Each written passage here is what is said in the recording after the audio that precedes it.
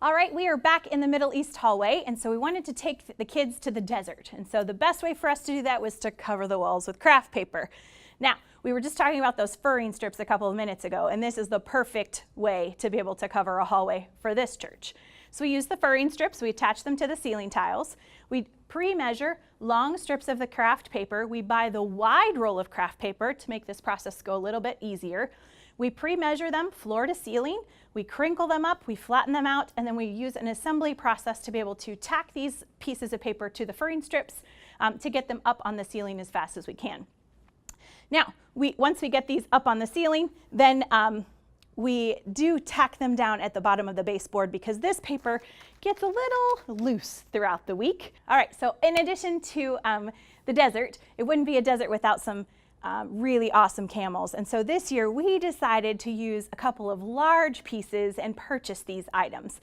So this is from a large event planning website like a shindigs.com or a stumps.com, where you're able to get these images. These are cardboard, high quality. We'll be able to use them from year to year for different ways.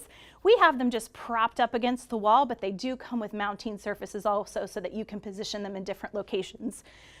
They came as a purchase of 2 together, and so it just gave us a really cool way to just focus on really the importance of the animal itself.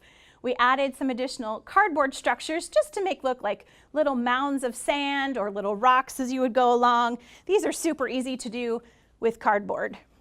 In addition to the desert, we really wanted to focus on what a typical kind of nomadic tent would look like in the Middle East.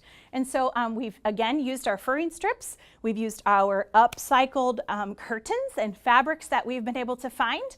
And then we've put them just closing off a space using ropes and cardboard tubes. These carpet tubes, again, these are awesome. Wrapping those in the craft paper just to give them that little bit more rugged look, using old twine, ropes, baskets, greenery, just to give different levels of what it might look like in one of the nomadic tents in the desert. Our ceiling element, we wanted to soften this space a little bit, so we just added a sheer blue fabric over the top of the lights, and it's just tucked into its ceiling tile, and it just goes the length of the hallway, and it just really softened the space. These are just a couple of ideas of just ways that you too can create your different spaces for Incredible Race.